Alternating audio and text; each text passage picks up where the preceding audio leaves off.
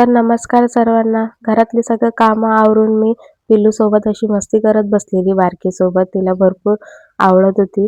तर डान्स करता-करता ती माझ्याकडे एवढं आश्चर्यचकित बघत होती, की मम्मीला अचानक काय झालं? वेळ झालेला मोठीला आणायला स्कूलमधून. तर निघालो आम्ही दोघी पण स्कूलमध्ये घ्यायला तिला. रस्ता इतका मस्त छान मोकळा होता. बारकी माझ्या खांद्यावरच झोपली. येता-येता आम्ही मग आलो रिक्षातून. पटापट घरी आलो, तिला भरवलं वगैरे आणि मग झोपली. संध्याकाळी ते दोघींना झोपवलं. नंतर लागली संध्याकाळी रात्रीच्या जेवणाच्या स्वयंपाकाला. तर बारकी राहतच नाही खाली म्हणून मला तिला असं हातात घेऊन जेवण बनवायला लागतं. तर आजचा मेनू होता सुरणची भाजी आणि मेथीची भाजी आणि भाकरी आणि भात केलेला.